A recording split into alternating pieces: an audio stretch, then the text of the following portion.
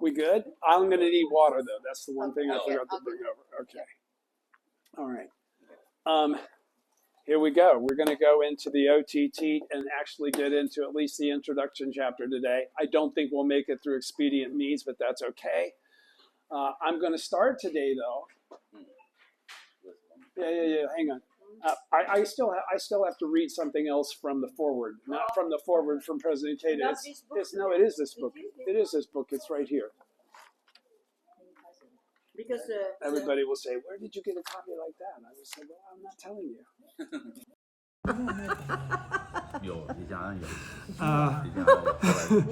It's here. I'm going to read editor's note. Okay. Oh, okay. I've already read on YouTube The Life of Nichiren Daishonin, and I included those in the last video. There are the links to them. So you did this. Yeah, already did that, and then the first one passed. But it's quite long, the introduction. Yeah, the introduction is pretty long. The first one is the note forward. On the That's the forward. Okay. Note on the Ongi Kuden. Now this is going to explain the text itself. Okay, but before we go any further, I want to read from what we do every day in Gongyo. Okay, and the translation of what it is that we're saying actually, and to get you to please start to wrap your head around. Although I know you do. But for everybody to understand that in the Lotus Sutra, Shakyamuni's talking about Buddhas, plural. Okay? The Sutras already qualify that there's Buddhas, plural. He's not the only one that's ever been. He's the only one on earth at that point in time, according to everybody's assumption. Okay? That's when he gets into the whole Lotus Sutra and starts discussing Sanzen Jintingo in the Expedient Means chapter and Goyaku Jintingo in chapter 16. Okay? But I'm going to read the translation from the Expedient Means. Okay? So the point is that wherever you hear Buddhas, plural, you must put yourself in that spot. You must read it as me. Okay? All right, so at that time, the world-honored one calmly arose from his samadhi, which is what? What's a samadhi? A samadhi is what we do whenever we achieve Kyochim Yoga with the Gohonzon. Okay, that is, we're using our mind. We're actually bringing forth the mind of the Buddha. Do you understand? Okay, so we're not just thinking about, typical kind of minutia. We're thinking deeply about our lives, about the sutras itself, about the teaching, about our mission. Okay? That's a samadhi in these days, because we don't do sitting meditation, right? No. Okay, so chanting Daimoku and thinking that way about Kosen Rufu as a bodhisattva of the earth. Okay? That's a samadhi for us. Okay? So at that time, the world-honored one calmly arose from his samadhi and addressed Shariputra, saying, the wisdom of the Buddhas, our wisdom, is infinitely profound and immeasurable. We already know that, right? Okay. The door to this wisdom is difficult to understand and difficult to enter. We've already gone through that process, and we know that's the case. Not one of the voice hearers or Pratyeka Buddhas is able to comprehend it. Why? We're bodhisattvas, right? Okay. So they have not reached a state of being able to comprehend it. They haven't made the karmic cause to be able to. They don't have faith. All right? So it says, what is the reason for this? The Buddhas have personally attended 100, 1,000, 10,000, a million, a countless number of Buddhas, and have fully carried out an immeasurable number of Buddha's ways and doctrines. So what does that mean? That means they've all been bodhisattvas. All the Buddhas have been bodhisattvas. All the Buddhas have previously served other Buddhas. Okay? They have exerted themselves bravely and vigorously, and their names are universally known. They have realized the law that is profound and never known before and preach it in accordance with what is appropriate. Yet their intentions are difficult to understand. So all Buddhas attain their Buddhahood what? How? Through what vehicle? Through what? Nam-myoho Renge-kyo. That's the heart of the Lotus Sutra, is Nam-myoho Renge-kyo, right? Okay, so all the Buddhas are already hip to Nam-myoho Renge-kyo. as Shakyamuni saying this, okay, 2,000 years before the latter day of the law, right? So what he's saying here is they have realized the law, and that's never been known before. It still isn't. Shakyamuni's talking about the law, but he's not identifying what it is. He's saying the law, the law, the law, the law here. He hasn't qualified what that law is ever. All right? They have realized the law that is profound and never known before and preach it in accordance with what is appropriate, because what is appropriate constantly changes with the age. All right? Okay, yet their intentions are difficult to understand because they're utilizing expedient means that are way over the heads of the people that they're reaching with them. Expedient means for them to be able to understand. Do you understand? Okay, so Shariputra, ever since I attained Buddhahood, I have, through various causes and various similes, widely expounded my teachings and have used countless expedient means to guide living beings and cause them to renounce their attachments. Why is this? What are their attachments? The concept of self, the concept of separation from all things, okay? Because this law is encompassing all things, okay? To renounce their attachments to mistaken views. That's what the attachments are. They think they know what they don't know, all right? Why is this? Because the thus come ones are fully possessed of both expedient means and the paramita of wisdom. What's the paramita of wisdom? We now know, because it's the latter day. What is the paramita of wisdom? Chanting Nam Myoho Renge Kyo to the Gohonzon. That's where you derive Buddha wisdom, right? Okay. Shariputra, the wisdom of the thus come ones, plural, all of us, is expansive and profound. They have immeasurable compassion, unlimited eloquence, power, fearlessness, concentration, emancipation, and samadhis, and have deeply entered into the boundless and awakened to the law never before attained. Tell me if this doesn't sound like President Ikeda's life. They have immeasurable compassion, unlimited eloquence, power, fearlessness, concentration, emancipation, and samadhis, and have deeply entered the boundless and awakened to the law never before attained. You follow? Yeah. That's also each one of us. President Ikeda lived his life for the sake of being our example. Yeah. Okay? Not to separate him from himself from us as some special person that we can only hope someday will be born to be able to be. We are already capable of being everything that Daisaku Ikeda is. Yes. Has been. Yes. Okay? It's our duty to try and reveal that. Shariputra, the thus come ones know how to make various distinctions and to expound the teaching skillfully. Isn't that what we do? Of course it is. Their words are soft and gentle, not always, and can delight the hearts of the assembly. Shariputra, to sum it up, the Buddhas, us bodhisattvas of the earth, have fully realized the law that is limitless, boundless, and never before attained. Okay? Because we're Nam Myoho Renge Kyo, thus come ones. All right? But stop, Shariputra, I will say no more. Why? Because what the Buddhas have achieved is the rarest and most difficult to understand law. The true aspect of all phenomena can only be understood and shared between Buddhas. This reality consists of the appearance, nature, entity, power, influence, internal cause, relation, latent effect, manifest effect, and their consistency from beginning to end. So again, if you don't already accept the teaching that we're Buddhists and then perceive yourself as what the teaching says you are, you're committing something that will hold you back. That's not a positive thing. That's a negative thing because you're not believing the teaching. It says here we have faith in the law that's so difficult to. That's what allows us to perceive and understand the truth. It's nothing more than that. It's faith, faith, faith. Okay, and so I'm going to now go to the record of the orally translated teachings, the OTT, and this is the note on the Ongi Kuden on page 32, Roman numeral page 32. Okay? And this is important background information before I start reading the text, and I will get to the text. All right? The origin of the Ongi Kuden. Be aware of all this. You can't properly associate mentally even with it if you are not aware of the things that put it in the form that it's in. The title Ongi Kuden means the record of the orally transmitted teachings of Nichiren. The text is found, this is part, again, page 32, Roman numeral 32.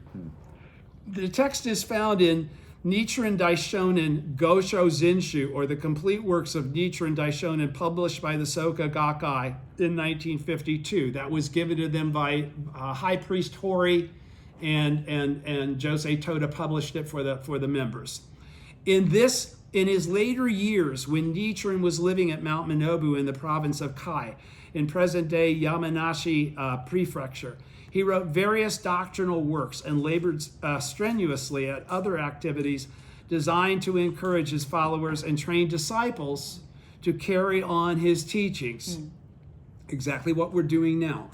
In response to a request from his disciples, from time to time, he delivered lectures on the Lotus Sutra. From time to time. Did he focus on the Lotus Sutra? Is that all they talked about? No. Because it's the latter day of the law. Okay? In one of his letters, he writes to a correspondent, and then in time you arrived at this remote hollow and saw a lone hermitage where the sound of the Lotus Sutra recitation echoed to the blue sky, and the words of expounding the single vehicle were heard among the mountains.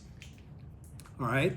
The Ongi Kuden represents the notes on these lectures that were recorded and put into order by Nichiren's close disciple and successor, Nikko, and that, with Nichiren's permission, were handed down to posterity. Actually, his seal is on the copy before his death. After Nichiren's death, Nikko continued to gather Nichiren's various writings and make copies of them, thus contributing greatly to the preservation of his teacher's doctrines, which is why Nichiren Shoshu had all of those letters that no one else had. Okay, because Nikko had gone around and picked them all up because he knew that they were going to be necessary to convey Nichiren's teaching. All right? He says, it would, at the top of page 33, it would appear that Nichiren several times lectured on the Lotus Sutra during his years at Mount Minobu. A series of lecture notes on the Lotus Sutra was also compiled by Nikko in Ikeo, who was later designated as one of the 6 senior priests. It is known by the title Oko Kiki Gakkai, or recorded lectures, and is quite different in content from the Ongi Kuden. Nikko's and Ikeo's recorded lectures consist only of disconnected notes on certain particularly important passages of the sutra. Nikko's Ongi Kuden, on the other hand, begins with an explanation. Nikko's Ongi Kuden, on the other hand, begins with an explanation of the term Nam-myoho Renge-kyo, and then goes on to a discussion of important passages in all of the 28 chapters of the Lotus Sutra, and in the 2 short sutras that serve as its introduction and conclusion, the Immeasurable Meaning Sutra and the Universal Worthy Sutra. Nichiren's explications, okay, and what's the difference between an explication and an explanation? An explanation is a description of what something is, and an explication is an expression of why it is. Okay? So Nichiren's explication, so what he's doing there, he's saying, that's why this means this. That's why Shakyamuni taught it that way. Nichiren's explications of these key passages, sometimes taking the commentaries of Tintai and Myolo as a starting point, present his own doctrinal interpretations in clear and simple language.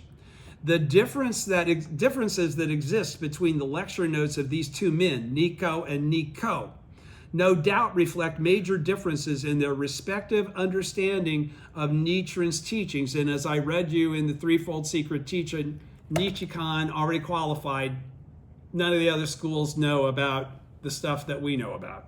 All right? The oldest version of the Ongi Kuden, for which there are historical references, seems to have been copied on the 8th day of the 5th month of the 8th year of Timbun, 1539. It belonged to Nichi Kyo, a priest of the Hapon, or 8 chapters branch of the Nichiren school. Though it does not exist today, records records available identify it as the oldest known copy. Continuing last paragraph of page 33, the content of the Ongi Kuden. The Ongi Kuden, as noted above, begins with a discussion of the term Nam-myoho Renge-kyo, and then comments on a total of 231 key passages from the 28 chapters of the Lotus Sutra, the Immeasurable Meaning Sutra, and the Universal Worthy Sutra. This is followed by a section that comments on one particularly significant passage in each of the chapters of the Lotus Sutra, and by a concluding section entitled, All the 28 chapters of the Lotus Sutra are Nam-myoho Renge-kyo, which is why I said the answer to every question is Nam-myoho Renge-kyo. That's what's clarified by this. This arrangement of the material in the Ongi Kuden is closely related to the thought of the work as a whole. So there's a reason why it's in the order that it's in.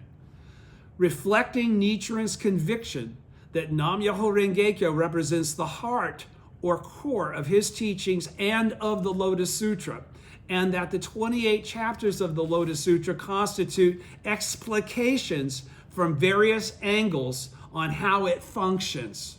Why? As the Ongi Kuden itself states on page 221, now when Nichiren and his followers propagate Nam-myoho Renge-kyo, this is the principle of the essence or heart. The 28 chapters of the Lotus Sutra are the principle of function. Okay? And what is that basically saying then? What's the difference between what he just said? When Nichiren and his followers propagate Nam-myoho Renge-kyo, this is the principle of essence or heart. The 28 chapters of the Lotus Sutra are the principle of function.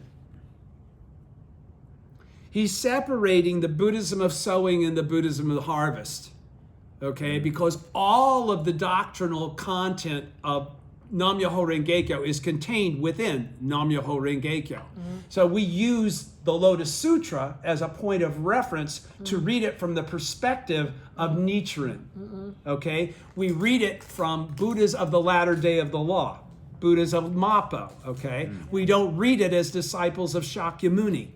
And so when we read the Lotus Sutra, we must read it as though we already understand, Right. okay? Because by virtue of chanting Nam-myoho Renge-kyo, we qualify ourselves karmically for that status, all right? He says the opening passage on Nam-myoho Renge-kyo on page 34, the opening passage middle on Nam-myoho Renge-kyo describes in simple terms the deep philosophical significance of this concept. In the comments on key passages of the Lotus Sutra, Nichiren at times quotes from commentaries on earlier Buddhist scholars such as Tentai or Myoho, then basing himself on the doctrine of 3,000 realms in a single moment of life, where he got which he got from who? Where did 3,000 realms in a single moment of life come from?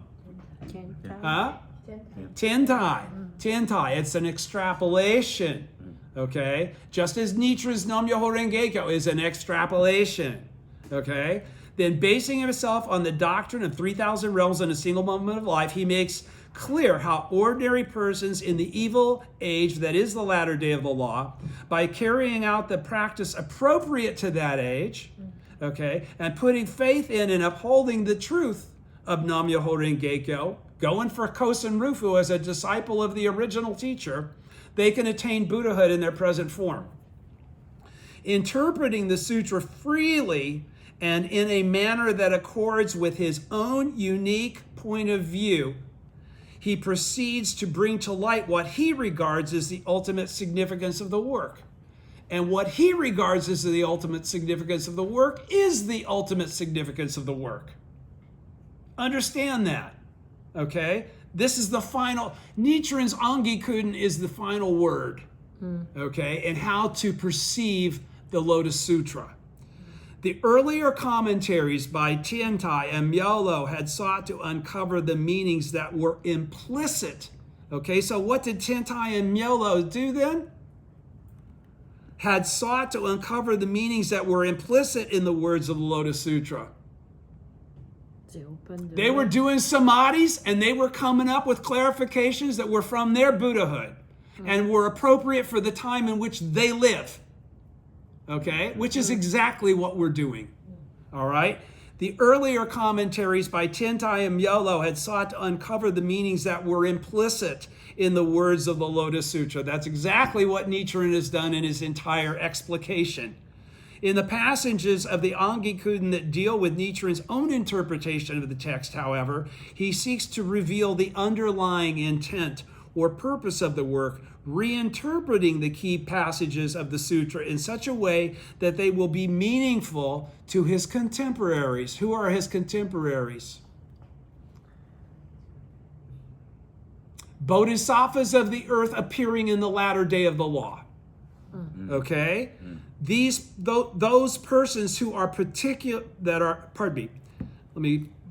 however, he seeks to reveal the underlying intent or purpose of the work, reinterpreting the key passages of the sutra in such a way that they will be meaningful to his contemporaries, those persons who are practicing Buddhism in the latter day of the law. That would be what I just said, Bodhisattvas of the earth, right? Yeah. This is the focus of his attention, because this is all focused on us. Why? What's significant about the latter day of the law? It's when the great pure law is made clear and we start advancing toward what has been prophesied as widespread propagation, Kosen Rufu. Okay, that's the significance of the latter day, is this is when we do world peace. All right? This is the focus of his attention. By at times going along with the earlier commentaries of Tiantai and others, and at other times speaking in a manner that departs from their views, he makes clear how his own interpretations differ from those of his predecessors, and thus deepens the reader's understanding of his doctrines, as he tried to qualify in all of his letters to his followers, we called the Gosho. But understand, at this time, the Gosho doesn't exist yet. These are a bunch of letters out to different people. Nico hasn't gone around and collected them all yet, right? Okay, in most of the comments that Nichiren makes on the Lotus Sutra, he addresses himself to the particular passage of the sutra that he has singled out for discussion. In his treatment of the lifespan chapter, however, which occupies a place of such great importance in Nichiren's doctrines as a whole, he departs from the exact wording of the text to comment on more general topics such as the jigage or verse section with which the chapter closes, or on the term kuon or time without beginning, because those are all hidden in the depths concepts. Okay? Again, in dealing with the Bodhisattva Never Disparaging chapter, one of particular significance in terms of Buddhist practice, he outlines 14 different ways in which one may view the Bodhisattva's practice of bowing in obeisance to all persons. Thus, he relates it to the words open, show, awaken, and cause them to enter of the expedient means, or the words, at all times I think to myself, or originally I practiced the Bodhisattva way of the lifespan chapter. And he shows how it relates to the fundamental Buddhist concepts as birth, aging, sickness, and death, the Dharma nature, ignorance, and to such practices as pity and compassion. And what was that just qualifying there?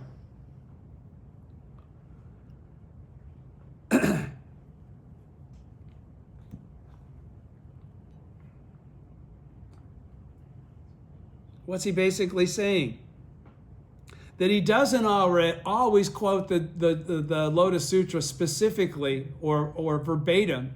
He qualifies it in the manner in which we are to perceive the teaching from him. We're not reading the Lotus Sutra to understand what Shakyamuni thought. Right. We're reading the Lotus Sutra to perceive ourselves as Buddhists. Yeah. All right? So he's saying, Originally, I practiced the Bodhisattva way of the lifespan chapter. So in other words, what he's saying is that everything that Shakyamuni talks about, he really pertains to you. So when he says I, you should perceive that as me. Yes. Okay? That's what I'm trying to qualify. At this point in time, there's only one Buddha in the world. When Shakyamuni was preaching this. Okay? Nobody else had revealed it yet. All right, so I'm going to do that whole paragraph again.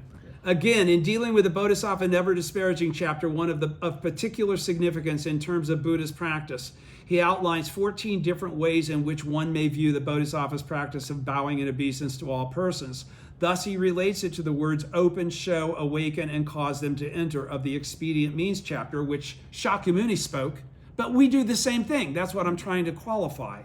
Or the words, at all times I think to myself. That's us too when we're in front of the Gohonzon chanting Nam-myoho Renge-kyo. That's the equivalent of that. At all times I think to myself. What is the correct teaching and how do I spread it? All right?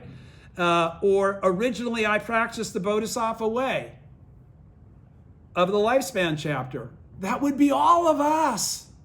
Okay? And he shows how it relates to the fundamental Buddhist concepts such as birth, aging, sickness, and death, the four sufferings that nobody can escape, the Dharma nature, the fact that we already have the Buddha, we already have Buddhahood as part of our life conditions, the 10 worlds, ignorance and what ignorance really is, and to such practices as pity and compassion, how to view other people's slander or how to do shoju for them, I guess. In the section that follows, Nietzsche begins by quoting what he regards as the essential passage from each of the 28 chapters of the Lotus Sutra.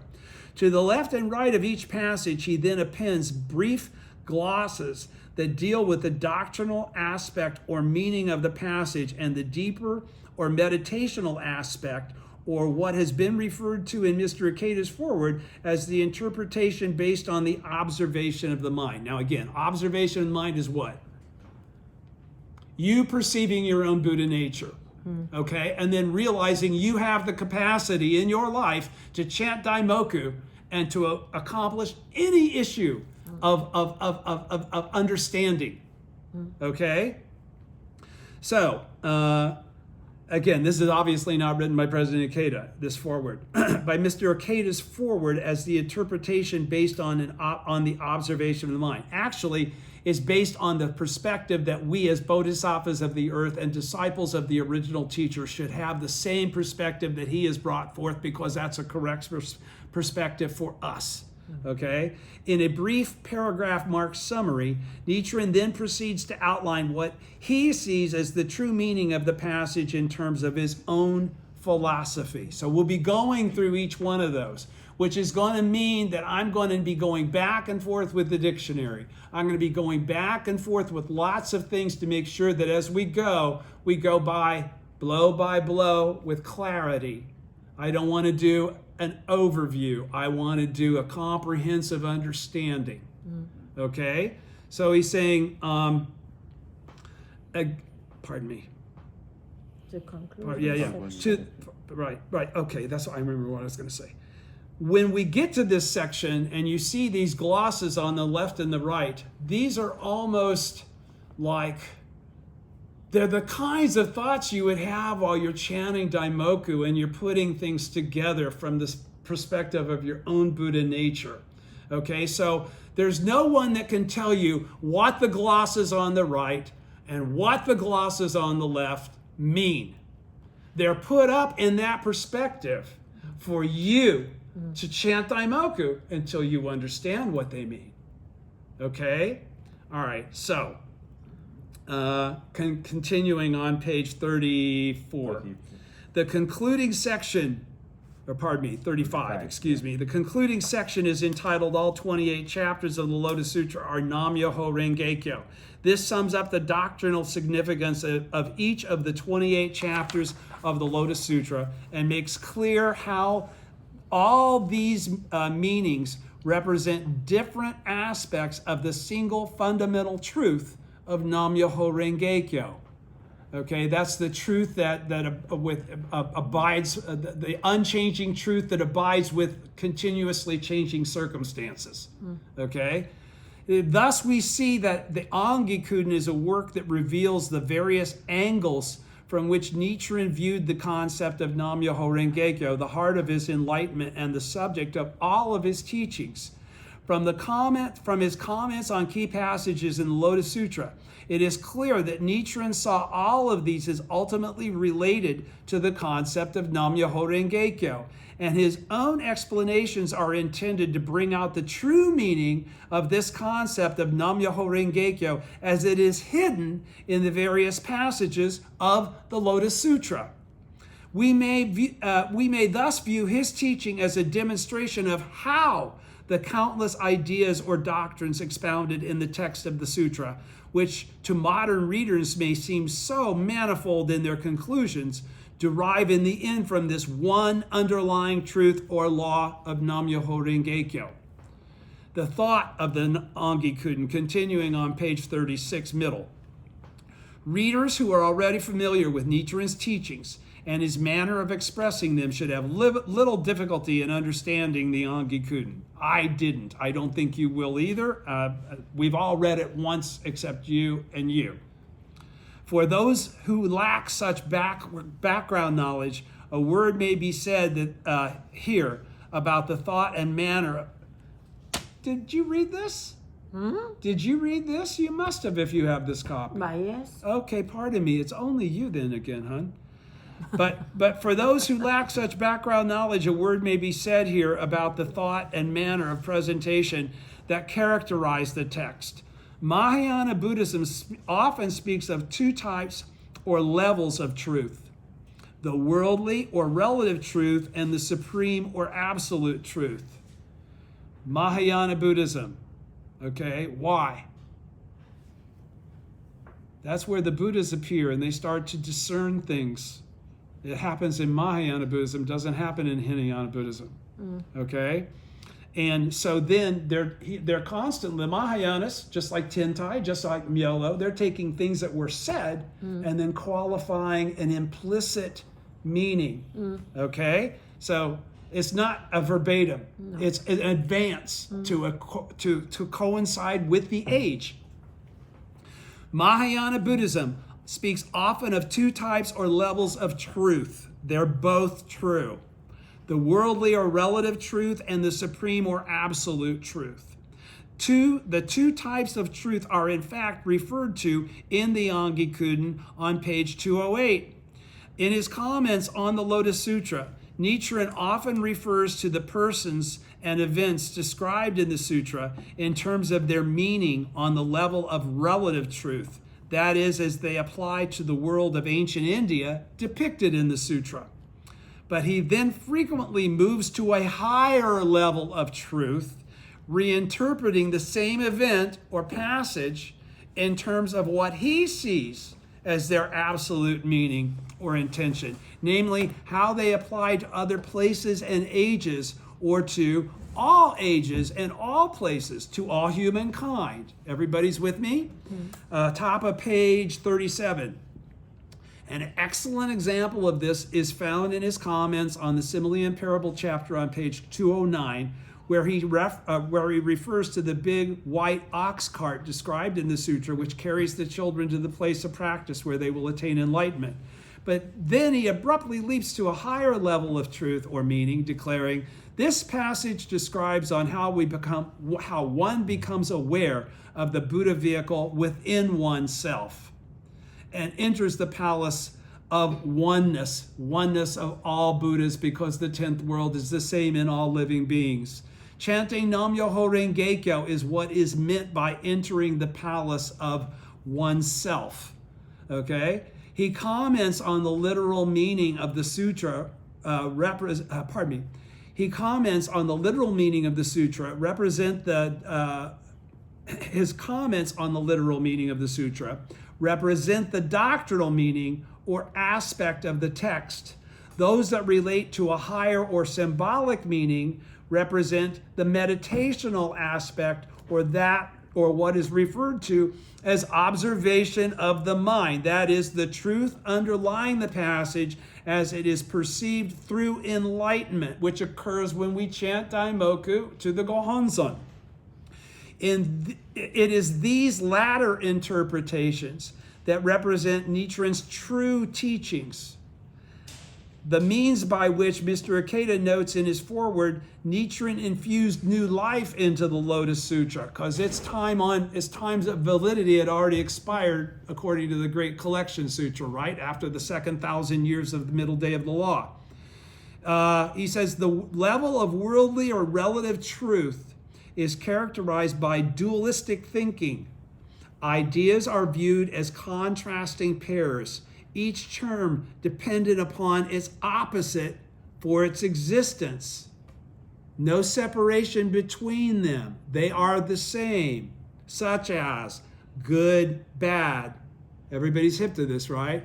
Happiness, unhappiness. They have the same baseline. You determine whether you're experiencing happiness or unhappiness. They're not two different things. It's your life condition.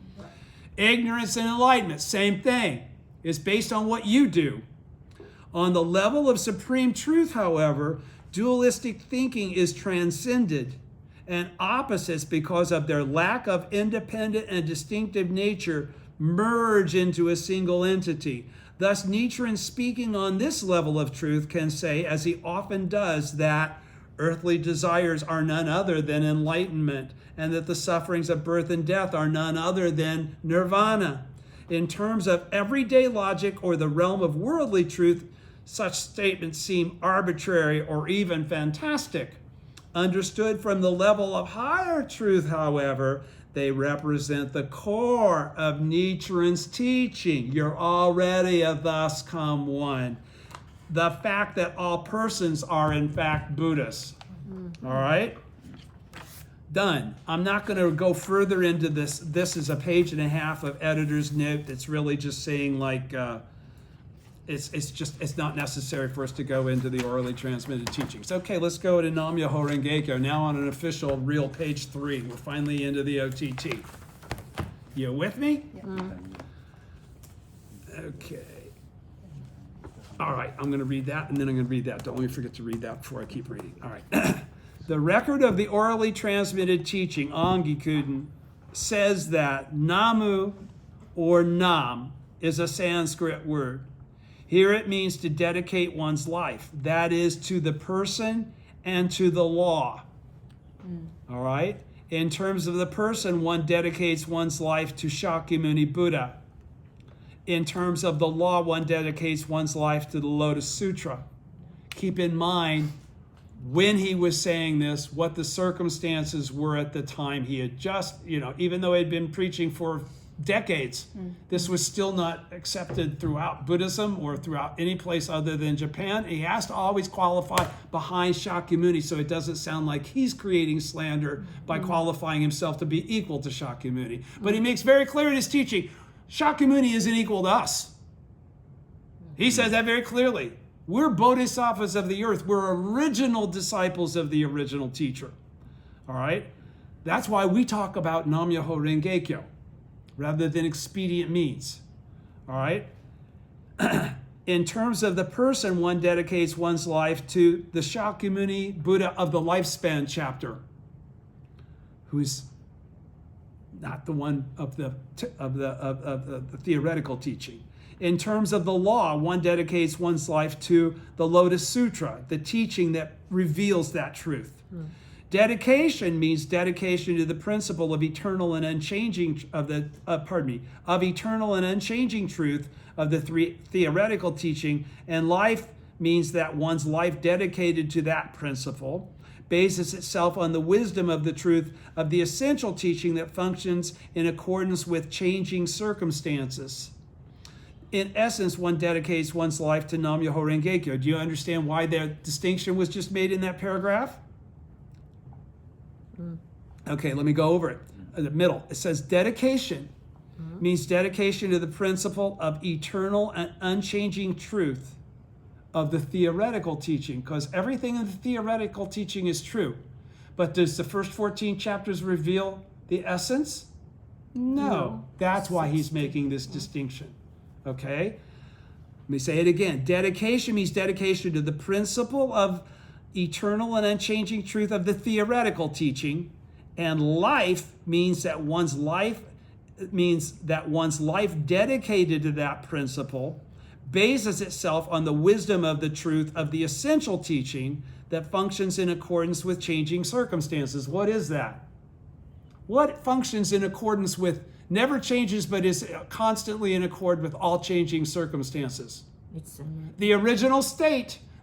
The original state. Nam-myoho Renge-kyo. The building block. It can't be put aside. All right? In essence, one dedicates so he's saying, in essence, he's qualifying the answer, one dedicates one's life to Nam-myoho Renge-kyo, not the Lotus Sutra, the explication of Nam-myoho Renge-kyo. Okay? A commentary by Dingyo says, that which accords with changing circumstances, that which is unchanging, these are tranquil and shining in a single moment of life. The Buddha nature. Okay? It only exists where?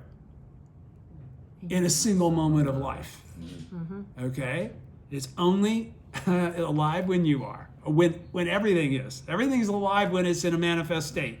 When it goes into non-substantiality, it pauses. All right. A commentary by Dingyo says, that which accords with changing circumstances, that which is unchanging, these are tranquil and shining in a single moment of life.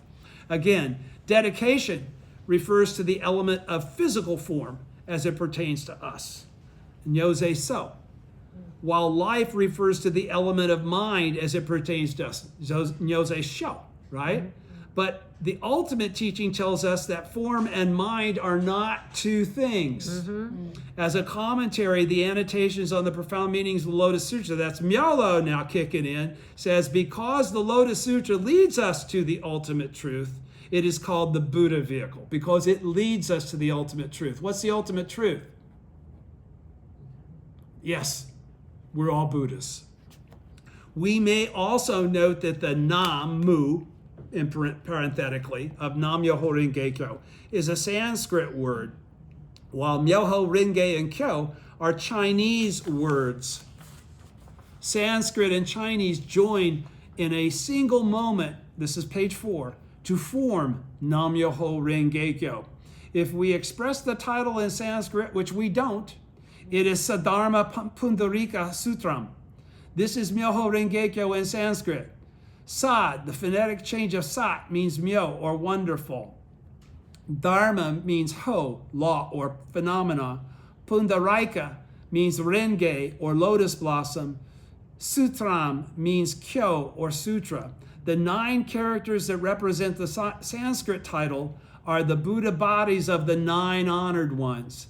This expresses the idea that the 9 worlds are inseparable from the Buddha land. Before this teaching, where did the Buddha land exist? Somewhere off, either to the west, if it was Amitas, it was someplace other than here. The Sahe world was the world of endurance, just get through it, right? Not a Buddha land, but we now know it is a Buddha land, all right? Myo stands for the Dharma nature or enlightenment, while Ho represents darkness or ignorance. Whoa. Myo stands for the Dharma nature or enlightenment, while Ho represents darkness or ignorance. Why would he put that together? Because they're inseparable. They're the same basic thing. Fundamental nature of Buddha, of enlightenment, or the fundamental nature of delusion. Together, Myoho expresses the idea that ignorance and the Dharma nature are a single entity. You flip it, it's the same thing. All right? It doesn't transform. You don't change it. You flip it, which is transforming it, pardon me. But again, it's not a different, they are not two different things. Renge stands for the 2 elements of cause and effect. Cause and effect are also a single entity. Okay? It's just, the simultaneity of cause and effect is what is the law. All right? Kyo represents the words and voices of all living beings, a commentary on the profound meaning volume 1 says, the voices carry out the work of the Buddha. By the way, this would again be Myolo, once again. The voice carries out the work of the Buddha, and this is called Kyo, or Sutra. Okay? Our teaching the law is a Kyo. Okay? Kyo may also be defined as that which is constant and unchanging, the correct teaching in the three existence of past, present, and future. The Dharma realm is Myoho, the wonderful law. The Dharma realm is Renge, the lotus blossom. The Dharma realm is Kyo, the Sutra. They're all inseparable from one another. All right? Renge, the lotus blossom, is the Buddha bodies, plural, of the 9 honored ones seated on the 8-petal lotus, which they just qualified is the same thing as the 9 worlds. It's the realm of human beings, right? Think all this over very carefully, that Daishonin says. All right? So don't gloss it over and think of it like, go into your samadhi. Go in front of the Gohonzon to understand the OTT. That's the only way you really can. You can't understand it by listening to words coming from somebody else, because this emerges from a life condition. Okay? So unless you do something to activate that life condition, you will not come to the same conclusions and assuredness that I'm speaking from right now. Okay? And then he goes on to say, the record says in the introduction chapter, there's 7 important points. In the expedient means chapter, there's 8 important points. And you'll see all that as we go along. Here's a whole list of all the important points by chapter. And then we go to the record of, it pretty much does everything, okay?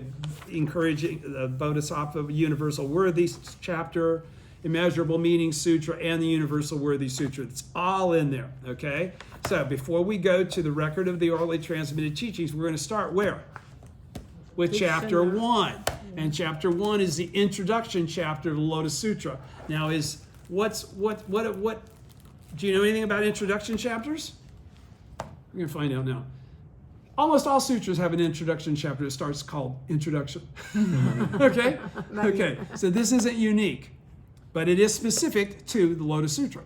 This is the introduction chapter of the Lotus Sutra. When you look it up in the dictionary, you have to look up introduction chapter. Okay? Here we go. The first chapter of the Lotus Sutra. I'm going to read you what I'm going to do as we go along. I'm going to read you the dictionary synopsis of the Lotus Sutra chapter. The reason that I'm doing it this way, I think when we did it, did we read the Lotus Sutra first and then the Ongi Kuden after that? I don't remember either. Does anybody remember? It's only been 10 years, more than 10 years. Yeah. Wow. I don't remember. Okay. I think we read the Lotus Sutra first. Okay? Because at that point in time, right, I didn't want what the Ongi Kuden said, you not to know where it comes from. Okay? Now, I'm not doing that because I don't want to lead anybody back to the Lotus Sutra. Okay, I want to lead people back to the Gosho. I want to lead people back to Daimoku, to the Gohonzon. Okay, I want to qualify their questions and give them answers based on the teaching that's used as a form factor for our understanding the Lotus Sutra. But I want them to understand the teaching of Mappo, right? Okay, so that's the reason I'm not doing each, and I will go back and read the Lotus Sutra. But not until I think that I've already put it out there in a way so that everybody can read it as a bodhisattva of the earth. Okay? Rather than somebody who's curious about what Shakyamuni had to say. All right? So again, introduction chapter. This is on page 310 of the Buddhist dictionary. The first chapter of the Lotus Sutra, like a great many Buddhist sutras, it begins with the sentence, "This is what I heard." It then goes on to identify the setting as Eagle Peak in Rejagira, and names representatives of the countless arhats, bodhisattvas, heavenly gods, asuras, garudas, and other beings, human and non-human, who have gathered there to hear Shakyamuni Buddha preach. So this starts out like a scene from Star Wars. Okay? All right? According to this chapter, so I'm not going to get into Garudas and all that kind of stuff like we did the first time. I will do that in the interim episodes that I record in between you. Okay. According to this chapter, the Buddha has finished preaching the Immeasurable Meaning Sutra and enters into a profound meditation. That's a samadhi. At that time, 4 kinds of exquisite flowers rain down from the heavens. Oh. And the earth trembles in 6 different ways. Now, what do we know from reading previous Go shows about that? Whenever there's 6 trembling, is something auspicious is about to happen. Whenever the earth trembles in 6 different ways, it's like there's a major new fundamental understanding about to occur. All right. Pardon me.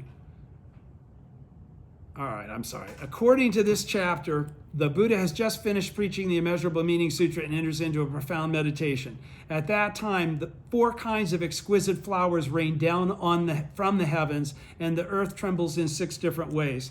The members of the whole assembly gain what they had never before, are filled with joy, and pressing their palms together, gaze at the Buddha with a single mind. Then the Buddha emits a beam of light from the tuft of white hair between his eyebrows, eliminating 18,000 worlds to the east. All of the disciples in these worlds are clearly visible. And the entire assembly is astonished at these fabulous portents. Now, don't forget, there are already a bazillion people here. They just go over this quick little menu of Garudas and people, and there are a lot of people here, okay, already, before the Bodhisattvas of the earth have even come, right? So astonished at these fabulous portents, Bodhisattva Maitreya then speaks on behalf of all of them, asking Bodhisattva Manjushri, who has already practiced under an incalculable number of Buddhas, to explain their meaning. Manjushri replies that he has seen other Buddhas emit a beam of light in this way in the past, after which they have always expounded a great teaching. Countless kalpas ago, he says, there once appeared 20,000 Buddhas in succession, each with the same name. Sun, Moon, Bright. 20,000. That's a lot of generations of life. The last and 20,000th Sun, Moon, Bright Buddha had once preached a scripture known as the Immeasurable Meaning Sutra, which we know Shakyamuni has just gotten done preaching, right? After which he entered into a deep meditation. Sun, Moon, Bright did, okay? And the very same portents appeared, the shaking of the earth and the whatever the 2 things I were just talking about. Flowers raining down. Thank you. Yeah, that was too much for me. Okay. Then this Buddha, Sun, Moon, Bright, the 20,000th one, immediately expounded a sutra called the Lotus Sutra of the Wonderful Law. Exactly what Shakyamuni is just about to do. He's just gotten done preaching now he's in this samadhi. Manjushri is talking to explain this to Maitreya and everybody else. I think he might be getting ready to preach the Lotus Sutra. Okay? And at that time, Manjushri says there was a bodhisattva in the assembly named Wonderfully Bright, accompanied by his 800 disciples, among whom was one named Seeker of Fame. Now, this is when Sun, Moon, Bright's getting ready to preach the Lotus Sutra, right? So Seeker of Fame is in the audience. Bodhisattva Wonderfully Bright says Manjushri is now himself, and Bodhisattva Seeker of Fame is the present Maitreya. Okay? Do you understand what he just did? He just said, we've already experienced this to Maitreya. All right? If this sounds familiar, it's because it is. All right? The portents they are witnessing are identical with those they saw in the past, he's telling now Maitreya. Okay? Manjushri, who used to be Wonderfully Bright. Okay? Now I'm talking to Seeker of Fame, same conversation. The portents they are now witnessing are identicals to those they saw in the past. Bodhisattva Manjusri concludes that Shakyamuni Buddha is about to expound the Lotus Sutra of the Wonderful Law. Introduction is also the title of the first chapter of the Chinese version of many other sutras. In general, by the way, that's where it stops. Now Shakyamuni's going to come out of it and start hitting the expedient means chapter, right? Okay. Introduction is also the title of the first chapter of the Chinese version of many other sutras. In general, the introduction chapter contains descriptions of the circumstances under which the Buddha is about to preach a sutra and of causes and conditions that prompt him to preach it. Okay? And now we go back to the OTT to page 9, Introduction, Chapter 1. The Lotus Sutra, Chapter 1, Introduction. 7 important points. Okay. Pardon me.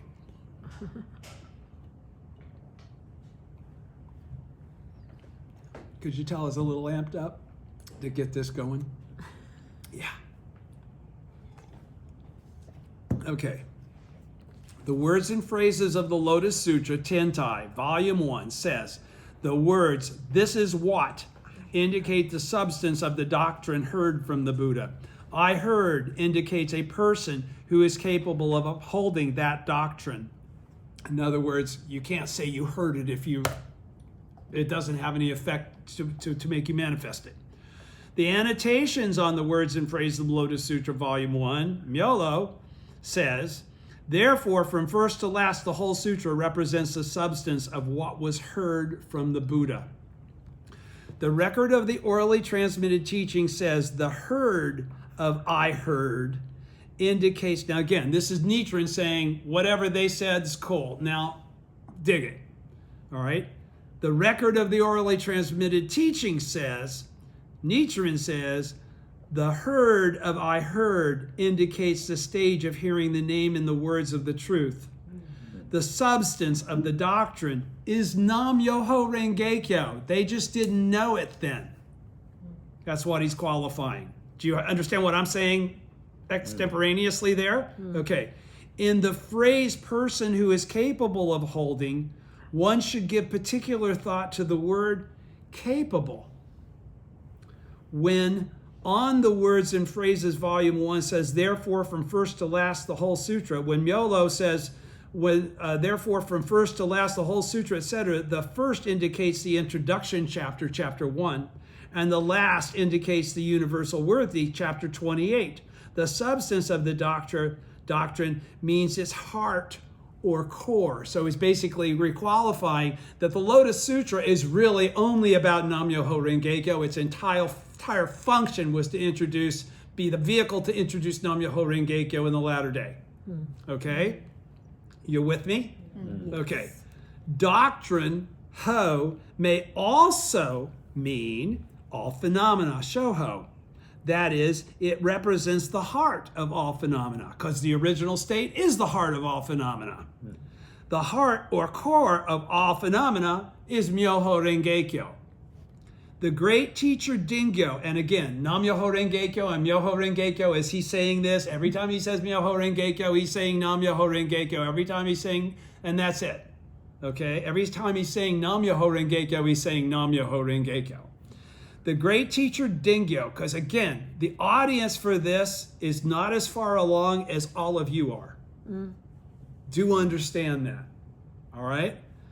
The great teacher Dingyo, in his outstanding principles of the Lotus Sutra, says, though one praises the Lotus Sutra, one, on the contrary, kills its very heart. You should let your mind dwell in particular on the word kill. The word heard of "this is what I heard" cannot apply to a person of no faith. You get that? Okay. There's no 10th realm in the absence of faith. Yeah. Okay, it's theoretical. It's a construct of theoretical potentiality. It's not real. But a practitioner of the Lotus Sutra may be said to have heard the substance of the doctrine put forth in this is what I heard, this is what, etc. With regard to this, words and phrases, Tiantai says, this is what, etc., are words indicating faith and compliance. What would that mean then? Faith and compliance. Not only belief and understanding, but belief, understanding, and doing. Mm-hmm. Okay? The compliance is you're living according to the teaching. Mm-hmm. All right? Faith means understanding of what one has heard, and compliance means that one proceeds to follow it as one follows the path of teacher and disciple. Okay? So for all the bullshit about mentor and disciple, like Daisaku Ikeda made that up, here it is right from the very beginning of the Ongi Kuden, talking about mentor and disciple, teacher and disciple. It's the same thing. Nobody gets there without somebody that opened the door for them. Mm-hmm. All right? Okay. In effect, then, Nichiren and his followers are persons whom the phrase, this is what I heard, may apply. Because that's what he's qualifying. He's saying, you are the same as... which one of his disciples said, this is what I heard? I'll remember to add that to the next video. Who wrote this? Who recorded this? Which one of his disciples? This is. I'll lose where I'm at. Never mind. Okay, point 2, the matter of Ajnata Kaundinya. Okay, and this is going to sound weird because it's just like there's a reference of this guy is there. Okay, it doesn't say a whole lot about him, but then the Daishonin is going to qualify a whole lot about him. All right, the commentary, words and phrases, as Tentai says, Kaundinya is a family name that may be interpreted to mean fire vessel. The family was of the Brahmin class, and its ancestors were in charge of worshiping fire. Hence the clan came to have this name. Fire performs 2 functions. It illuminates and it burns. Where there is illumination, darkness cannot arise. And where there is burning, things cannot be born. Hence the family name can be taken to mean no birth, which all of us have. We have no birth. Right? You understand that? Our lives are eternal. Beginningless time is beginningless. Okay? The record of the orally transmitted teaching says fire is the wisdom fire of the Dharma nature, the Buddhahood that allows you to perceive the original state. Okay? Fire has 2 functions, the Daishonin continues to qualify. The first qualification was from Tiantai. Now we're into him. Fire has 2 functions. One, that of illuminating, is the wisdom of the truth that functions in accordance with changing circumstances. We already qualified that is. What is the truth that is in accordance with changing circumstances? Nam-myoho Renge-kyo. Okay? The other, it's the original state. It doesn't matter what it changes into, the original state is still the core. Okay? The other, that of burning, is the principle of the truth that is unchanging. These 2 words, illuminating and burning, represent the essential teaching and theoretical teaching respectively. Do you get it? What we had read it before, right? Okay, because Nam-myoho Renge-kyo is in the second half, that's what we're calling the, these 2 words, illuminating, represent the essential teaching and the theoretical teaching. The first 14 and the second 14. And these 2 functions of fire, the ability to eliminate and burn, are both inherent in Nam-myoho Renge-kyo. So Nam-myoho Renge-kyo contains all of the characteristics that are in the theoretical and the essential. But because it's not brought forth until the essential, the theoretical, you can't get to it from just the theoretical. Do you understand? But once you get to it, then you can understand the truth of what the theoretical is saying. That's the point. All right? Today, when Nichiren and his followers recite the words Nam-myoho Renge-kyo, not the Lotus Sutra. He's saying when they recite the words Nam Myoho Renge Kyo, which we call chanting, right? They are illuminating the darkness of birth and death, making it clear so that the wisdom fire of nirvana may shine forth. They can achieve Buddhahood in their present form and perceive the truth of their life as being limitless. That they are Buddhas, not just because somebody said it or that's the teaching. So we believe what the teaching says, but we don't really believe what the teaching says. When you see yourself as a Buddha, when you live as a Buddha, when your purpose in front of the Gohonzon is to function as a Buddha, that's when that happens, okay? And when one understands that the sufferings of birth and death are none other than nirvana, because that's the only time we can express our Buddhahood when we're in an incarnate form, okay? And there's no such thing as a Buddha land where there is no Sahe world. Okay, that's the whole point of this. We transform the Sahe world into the Buddha land. Okay, when one understands that the sufferings of birth and death are none other than nirvana, this is what is meant by the words, where there is illumination, darkness cannot arise. Where there is the teaching of the Lotus that leads to Nam Myoho Renge Kyo, fundamental darkness gotta go. It gets overridden. It gets conquered. Okay? Again, when Nichiren and his followers recite Nam Myoho Renge Kyo, they are burning the firewood of earthly desires, summoning up the wisdom fire of Bodhi, or enlightenment. And when one understands that earthly desires are none other than enlightenment, this is what is meant by the words, where there is burning things, that is, desires, cannot be born. Did you follow what that's trying to tell you? Again, he goes from this point here on page 10 at the top. Again, when Nichiren and his followers chant, they are burning the firewood of earthly desires, summoning up the wisdom of Bodhi, or enlightenment. They are making the causes to have this realization that they are Buddhas just as the teaching says they are, rather than it being theoretical, having it be actual. They have attained Buddhahood in their present form at that point in time. Okay? That's the wisdom fire of Bodhi, or enlightenment, that came forth from the chanting of that Daimoku. And when one understands that, only when I'm in a physical form, only when I'm in a process of suffering, the sufferings of birth and death, do I get to experience enlightenment. I don't get to experience enlightenment anyplace else. Maybe the ninth consciousness, but I can't do anything with it because I'm in a state of non-substantiality. I don't help anybody else. I don't function as a Buddha outside of the Sahe world. Okay? All right.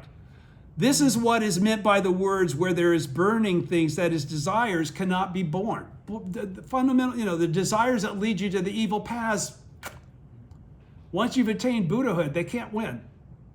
You go to the Gohonzon and you immediately go into the 10th realm. You go into your samadhi. Okay? All right. In the end, therefore, we see that this Ajnata Kaundinya is showing that for us, the votaries of the Lotus Sutra, earthly desires are enlightenment, and the sufferings of birth and death are nirvana. Now that I've shown it, is using this to qualify to you that even though that sounds like it can't be true, or it doesn't make any sense, that in fact is the truth, and you need to get there. And the only way I got there is you have to chant about understanding that. You have to. You can't just read this stuff and go, okay, I understand it. Because you don't at that level. Because much of it is being expressed to you from teachings that were extrapolated by Tentai and Myolo and those people in between, right? All right, so point 3. The matter of King Ajatashatru. Words and phrases, Tentai, volume 1 says, King Ajatashatru's name means enemy unborn. It says, the Mahe Parinirvana Sutra says, The name Ajatashatru means enemy unborn. It also says, the Mahe Parinirvana Sutra says, the word Ajata means unborn, and the word Shatru means enemy. The Daishonin requalifies this now to say, the record of the orally transmitted teaching says the people of the country of Japan are all like King Ajatashatru. Now, what was the thing about King Ajatashatru? Ajatashatru, pardon me. What is he? Who is he? What's his significance?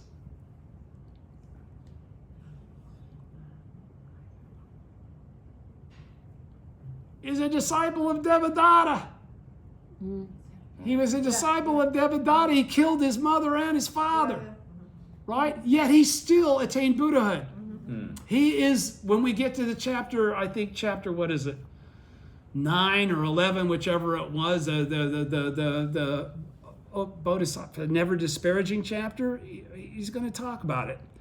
The record of the orally transmitted teaching says, the people of the country Japan are all like King Ajatashatru. They have already murdered their father, the Buddha, and done injury to their mother, the Lotus Sutra. Do you understand what he's trying to say there then? Okay, he's not talking about your literal mother and father. He's talking about your real mother and father. The Immeasurable Meaning Sutra says the Buddhas, who are the king, and the Sutra, which is the queen, join in harmony to give birth to this Bodhisattva son. But those who slander the law, even while they are within the wombs of their mothers, are already manifesting hatred and enmity toward the Lotus Sutra. Is this not the case of being an unborn enemy? In addition, in Japan, at present, there are 3 types of powerful enemies. You should therefore pay special attention. On to page 12. You should therefore pay special attention to the 4 words above that say the word Shatru means enemy. But Nichiren and his followers can escape from the heavy guilt of such acts. Though we may have in the past been persons who slander the law, if we have faith in the Lotus Sutra and believe in Shakyamuni Buddha, then how can we fail to be exonerated? And again, that's the Shakyamuni Buddha of the Lifespan chapter. Then how can we fail to be exonerated from the heavy guilt of that earlier crime of killing our father and killing our mother by not having faith in the Lotus Sutra and in Shakyamuni? All right? Even if they should be our father and mother, however, if they are not beings who have faith in the Lotus Sutra, then we should indeed kill them. He's not meaning literally. This means that when the attachment to the provisional teachings is the mother, and when ignorance of the difference between the expedient means and the truth is the father, then we should kill them. It means to extinguish those that delusion. Hence, Words and Phrases, Tentai, Volume 2 says, Insight and Understanding tells us what we do injury to the mother who is greed and that when we do injury to the mother who is greed and attachment, and to the father who is ignorance, we may be said to be committing violence, but a kind of violence that is in fact compliance with morality. In carrying out an act that is contrary to the way, we learn to master the Buddha way. In the present age, the latter day of the law, insight and understanding means the insight and understanding of the Daimoku. Ordinarily, when a child kills or does injury to his father or mother, this is an act of violence. However, when we kill a mother or father who does not have faith in the Lotus Sutra, this is an act of moral compliance. This is why the commentary calls it violence that is in fact in compliance with morality. In this sense, Nichiren and his followers today are like King Ajatashatru. We are like him in that we are filled with terrible causes that we've made, but we're still able to attain Buddhahood. Mm-hmm. We still have a Buddha nature. All right? And again, Nichiren and his followers today. So he includes himself in that. Okay? So there are none of us that are without slander. Mm-hmm. All right?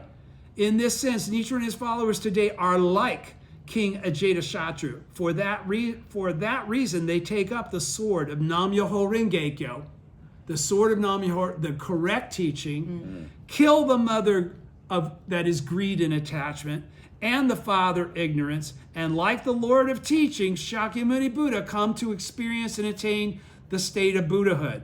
The mother, greed and attachment, is the first of the three powerful enemies described in the encouraging devotion chapter. That is, lay persons who attack the votaries of Lotus Sutra. The father, ignorance, is the priests who make up the second and third enemies. Point 4. I'll try to get through this, okay, and I'll stop there. Okay, point 4, the words a law that is guarded and kept in mind by the Buddhas, page 13. Words and phrases, that's Tentai, volume 3. Now you notice he's gone volume 1, volume 2, volume 3, quoting it. Says, a law that is guarded and kept in mind by the Buddhas refers to that which the Buddha gained enlightenment to in the origin of immeasurable meanings. Because he had done so, the thus come one guarded it and kept it in mind. Thus, later on in the sutra, it says the Buddha himself dwells in this great vehicle. Chapter 2, Expedient Means. Although he wished to reveal and teach it to others, the capacities of living beings were too dull.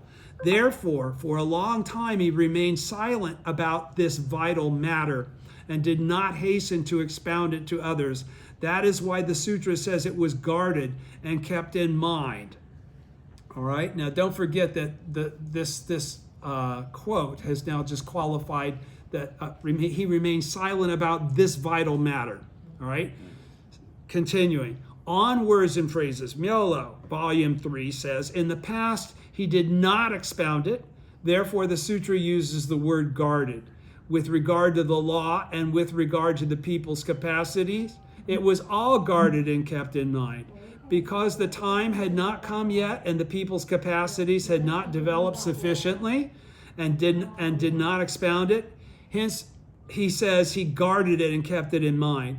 Because he did not expound it, he says guarded.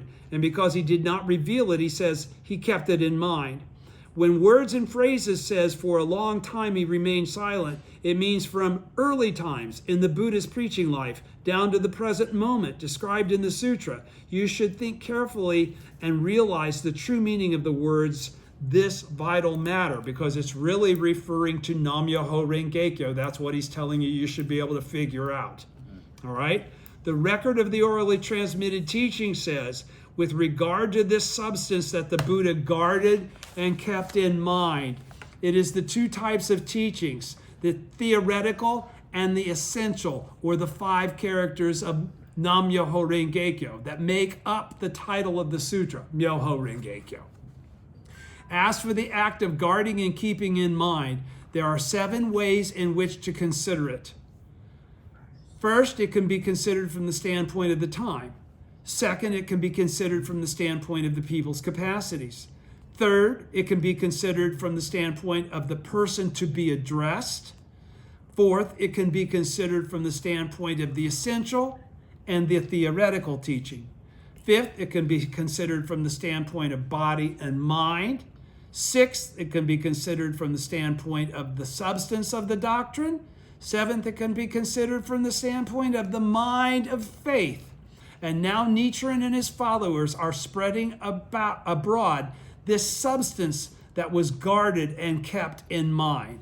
First, with regard to the time, for more than 40 years the Buddha waited. Because the proper time had not yet come, he guarded and kept in mind the Lotus Sutra. Second, with regard to the people's capacities, the sutra says because they rejected the law and failed to believe in it, they would fall into the 3 evil paths, chapter 2. Therefore, in the space of more than 40 years, the Buddha did not expound it. Third, with regard to the person to be addressed, the Buddha intended to expound it to Shariputra, and so he waited. Fourth, with regard to the essential and the theoretical teachings, the word guard refers to the essential teaching, and the words keep in mind to the theoretical teaching. Fifth, with regard to body and mind, guard refers to the body and keep in mind to the mind. with regard to the substance of the doctrine. The substance of the doctrine is that which is existent inherently and abides eternally. The mind of pity and compassion inherent in all living beings. What was that just talking about? Your original state, your fundamental Buddha nature. Fifth, with regard to the body and mind, guard refers to the body and keep in mind to the mind. Sixth, with regard to the substance of the doctrine is that which has existed inherently and abides eternally. That's your original state, your Buddha nature that is eternal. Okay? That abides eternally. The mind of pity and compassion. That's why you keep making your advent in the Sahe world, even though you're a Buddha. You appear as a bodhisattva in order to make all people equal to yourself. You're no different than Shakyamuni from intent, purpose, or function. It's a different age. It's a different teaching. Okay? The mind of pity and compassion inherent in all living beings. So all living beings have this Buddha nature, right? That's what it's saying. Seventh, with regard to the mind of faith, it means to use the mind of faith to guard and keep in mind the Lotus Sutra. To guard and keep in mind Nam-myoho Renge-kyo. In effect, when Nichiren and his followers recite Nam-myoho Renge-kyo, they are opening up the substance of this guarding and keeping in mind. The substance of all seven of those is Nam-myoho Renge-kyo. Guarding represents the Buddha insight. Keeping in mind represents the Buddha knowledge. These two words, knowledge and insight, correspond to the two teachings, the essential and the theoretical. The Buddha knowledge is called myo. The Buddha insight is called ho. To carry out and practice the substance of this knowledge and insight is called renge. It is the substance of cause and effect. You have to practice. You can't just know about this. All right? Cause and effect put into words is kyo. Moreover, the practitioners of the Lotus Sutra will be guarded and kept in mind by the Buddhas of the past, present, and future. The Universal Worthy chapter says, first they must be guarded and kept in mind by the Buddhas. Guarding and keeping in mind means guarding and keeping in mind Myoho Renge-kyo, Nam-myoho Renge-kyo. When the Buddhas guard and keep in mind the practitioners of the Lotus Sutra, they are guarding and keeping in mind Nam-myoho Renge-kyo. The practitioner's capacities and the law are a single entity. I'll say it again. The practitioner's capacities and the law are a single entity. What's your capacity? Buddhahood, right? So you and the law are one. The practitioner's capacities and the law are a single entity. And the Buddhas guard and keep them in mind as a single entity. This is what, on words and phrases, Myolo means when it says in volume 3, with regard to the law and with regard to the people's capacities, it was all guarded and kept in mind. In addition, words and phrases, Tentai, volume 3 says, the words guarded and kept in mind by the Buddhas validate the earlier sign of the quaking of the earth. The quaking of the earth is symbolic of the fact that the Buddha has broken through the barriers of delusion in all 6 stages. The 6 stages of practice that are necessary for you to reveal your Buddha nature, right? A person who accepts and upholds, that's called faith, Myoho Renge-kyo, will without doubt break through the barriers of delusion in all 6 stages. A person of faith will absolutely attain Buddhahood in their present form, is what that just said. Continuing, page 16, or 15, pardon me. Last paragraph. The supernatural powers chapter says, the 21st chapter says, a person of wisdom, after I have passed into extinction, should accept and uphold this sutra. Such a person assuredly and without doubt will attain the Buddha way. This is what the sutra means when it says earlier, the Buddha himself dwells in this great vehicle. Nichiren and Nam-myoho Renge-kyo are inseparable. Okay? Do you understand that? And so are you. Okay? again, in another sense, we may say that in this matter of the Buddha guarding and keeping in mind all living beings, the guarding is that of the statement in chapter 3, simile and parable, I am the only person who can rescue and protect others. And that the keeping in mind is the statement in chapter 16, lifespan, at all times I have thought at all times I have this thought in mind. And when we come to the universal worthy chapter, this idea is stated as, first, they must be guarded and kept in mind by the Buddhas. Nichiren, since the 32nd year of his life, has guarded and kept in mind Nam-myoho Renge-kyo. Okay, and based on that, I'm going to stop now. Even though I thought I'd get all the way through introduction, I didn't. We'll continue next time, which will be the last weekend in March. Yep. All right? And we'll continue with point 5 and easily get into the expedient means. It's only 2 pages away. Thank you. Thank you. you.